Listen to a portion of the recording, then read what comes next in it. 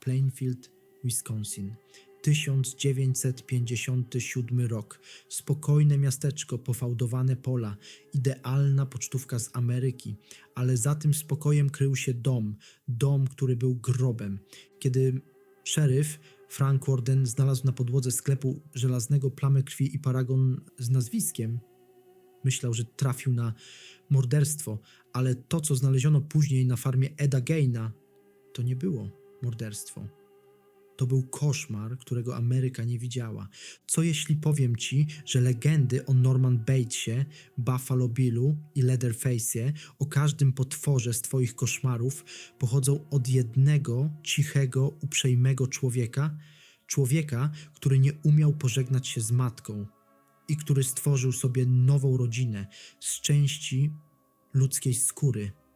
To nie była makabra dla rozgłosu, to był szalony rytuał. Miski z czaszek, fotele obite ludzką skórą, pas z sutkami. Jak to możliwe, że sąsiedzi z Plainfield brali jego makabryczne żarty za ponury dowcip? Czy Ed Gein faktycznie nosił ten strój z ludzkiej skóry, aby poczuć, że jego matka znów z nim jest?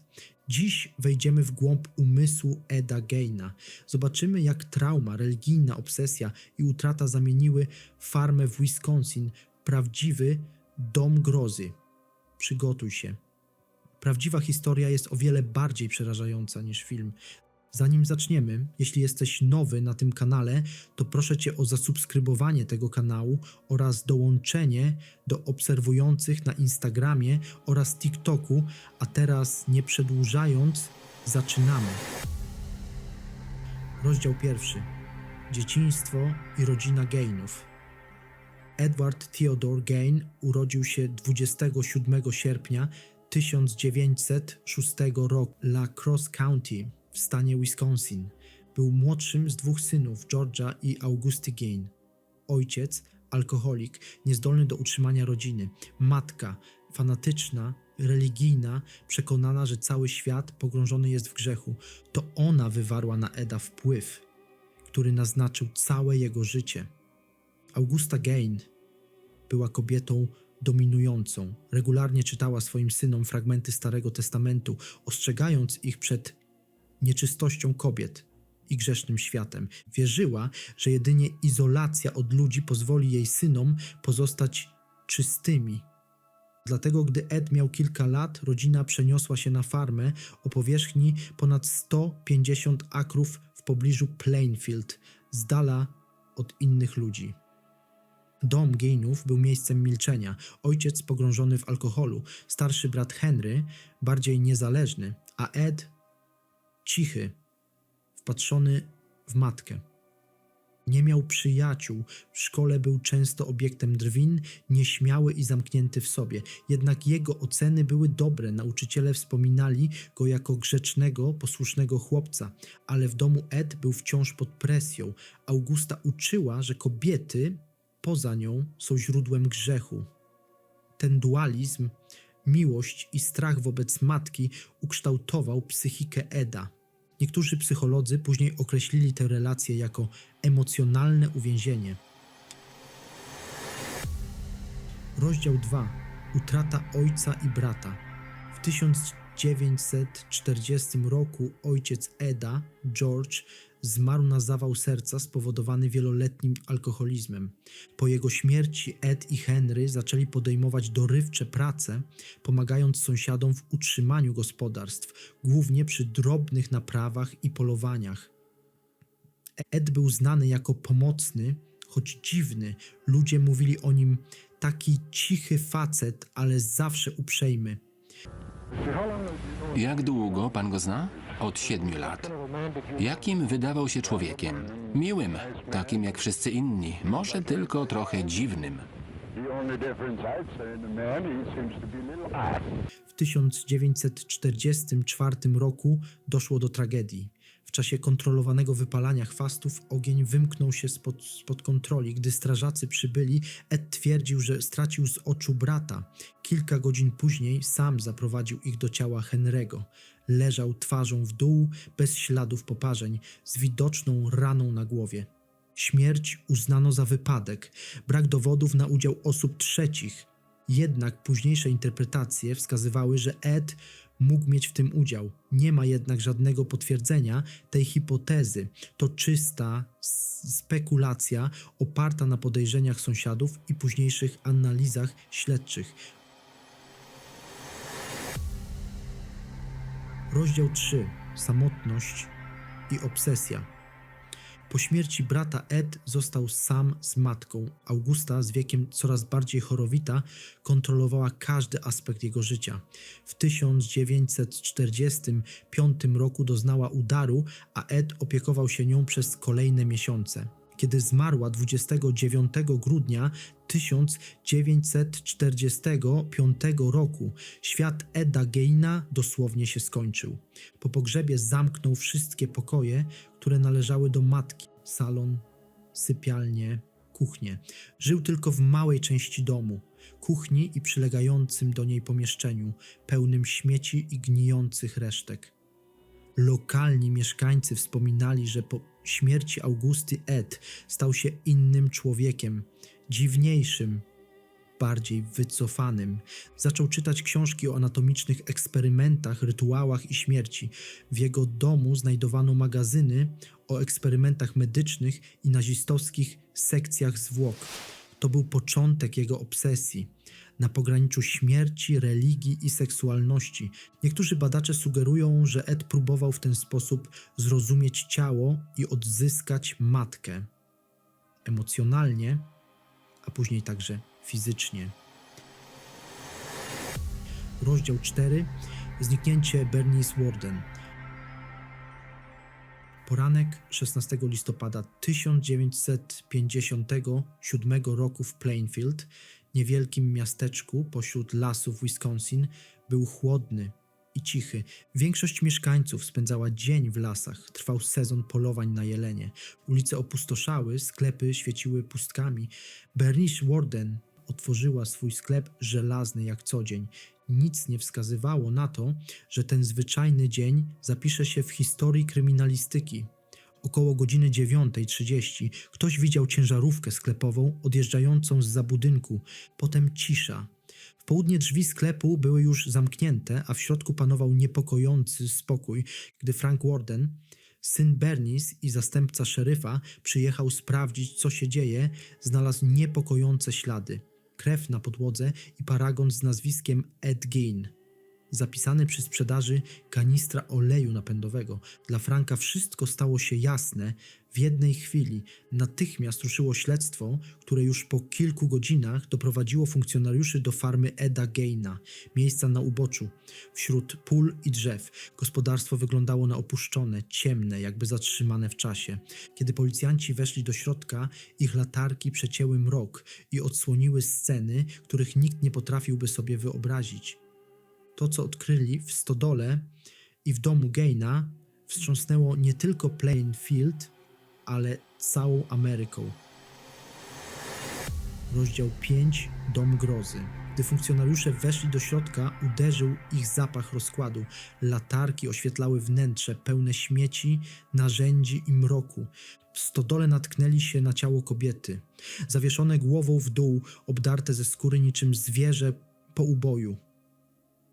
Była to Bernice Worden.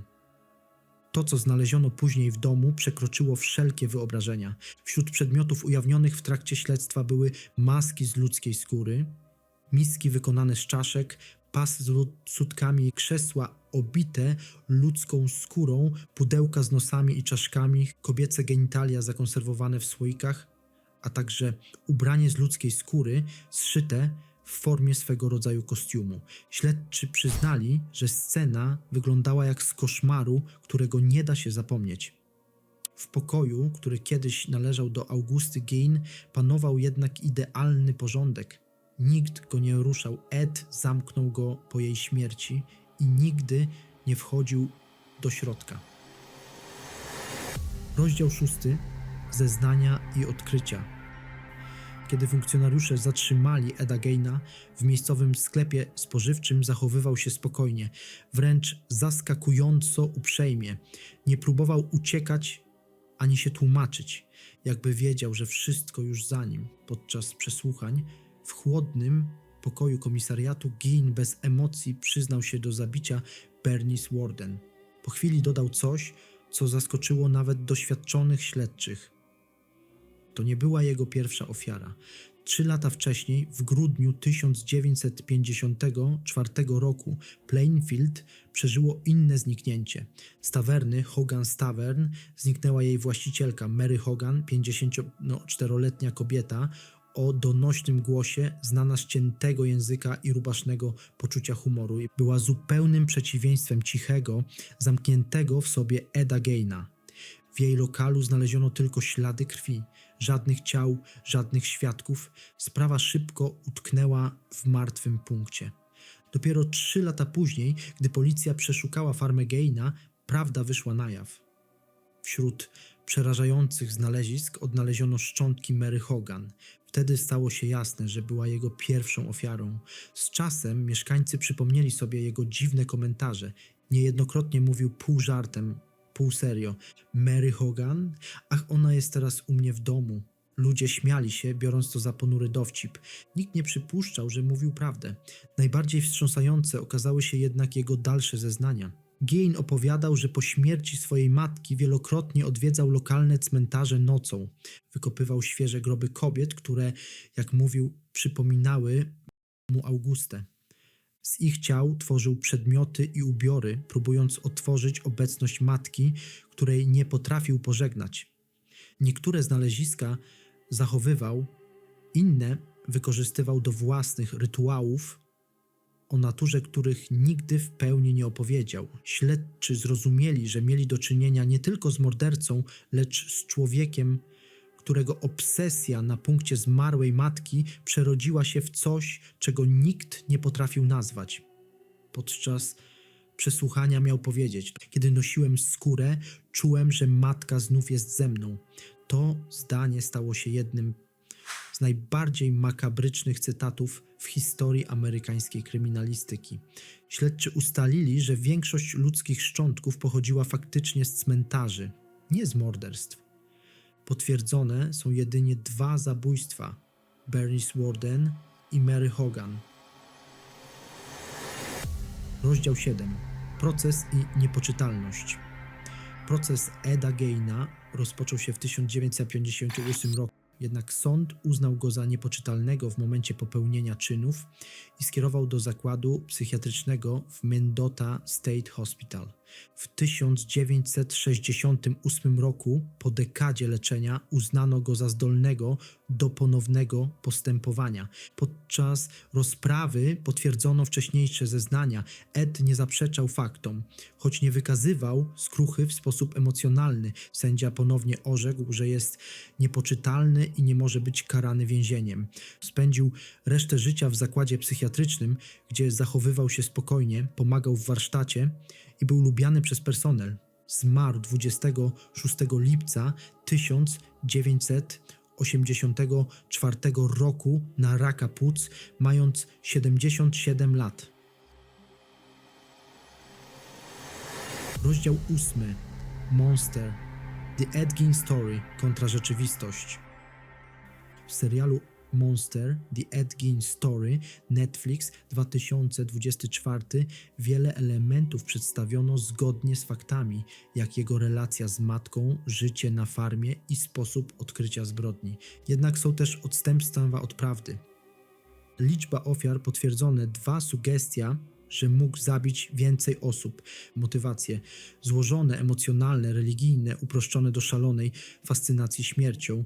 Postać matki fanatyczna, apodyktyczna, lecz realna, przedstawiona niemal jako halucynacja, zjawiająca się po śmierci. Zachowanie Eda cichy, uprzejmy, niegroźny w kontaktach, ukazany jako przerażający i nieobliczalny.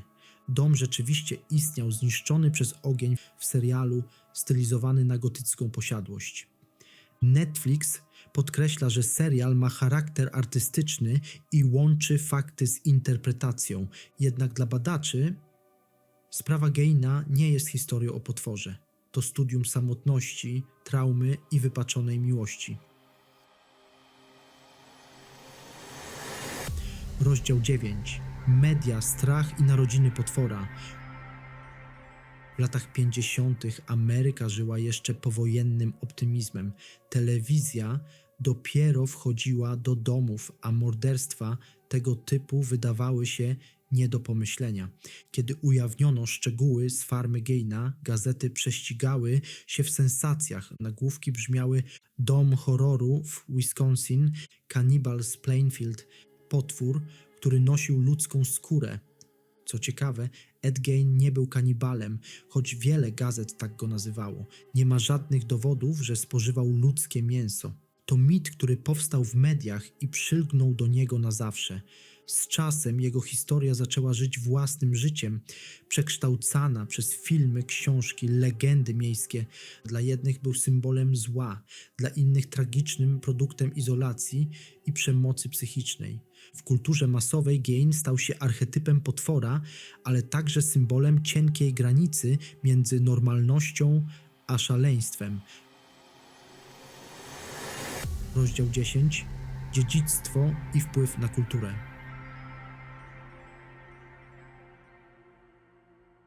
Po śmierci Eda Geina w 1984 roku jego grób stał się miejscem pielgrzymek. Nie fanów, lecz ciekawskich. W 2000 roku płyta nagrobna została skradziona. Odzyskano ją dopiero rok później w stanie Illinois. Dziś jego grób jest nieoznaczony, by zapobiec dalszym aktom wandalizmu. Sprawa Geina doprowadziła do zmian w amerykańskiej psychiatrii sądowej. Po raz pierwszy zaczęto publicznie dyskutować o tym, czy zbrodnia może wynikać nie z nienawiści, lecz z głębokiej psychozy i traumy. To również wtedy narodził się termin killer nekrofilny. Określenie, które w późniejszych dekadach weszło do języka psychopatologii kryminalnej. Dziś farma Eda Geina nie istnieje. Spłonęła w marcu 1958 roku, prawdopodobnie w wyniku podpalenia, choć nigdy nie ustalono sprawcy. Na jej miejscu rośnie trawa, nie ma tablic, nie ma śladów, że kiedykolwiek stał tam dom, który stał się synonimem zła. Plainfield nadal istnieje, mieszkańcy rzadko chcą o nim mówić. Jedni twierdzą, że miasteczko wciąż nosi jego cień, inni, że najlepiej o nim zapomnieć. Ale pamięć pozostała. W książkach, filmach i w historii Ameryki, która odkryła, że prawdziwy horror nie zawsze ma twarz potwora. Czasem ma twarz człowieka, który po prostu nie umiał żyć bez swojej matki. Dziękuję za spędzenie ze mną czasu i do zobaczenia przy kolejnych odcinkach.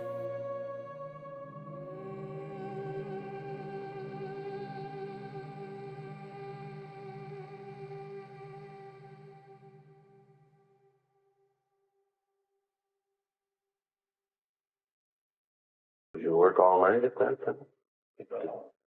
I should think you have. That's right. What would you do with the sexual part? That was in. One was painted, they said. Oh, that one, when they died, yeah. And, I just put the thing over it. The virgin white, How did you start? Like I say, might be 4 years. So there's a bunch of photographers from the newspapers want to take a picture. You want to take a picture? No, it's not yet. So we got to take it straight off. Would you enjoy it while you were doing it? That's the worst part of it. I mean, they didn't then. I knew better, restless. When you dig these graves up, you were kind of in a haze too, is that it? That's what I could do, just how you do it. And then one time you said you were trying to realize what you were doing and you covered her up without taking anything. That's right. What would you do with the sexual parts then? They them in the box, that was in. Then what would you do with the head? That must have been taken from reading about in these magazines and everything. Taking the flesh off like a headhunter.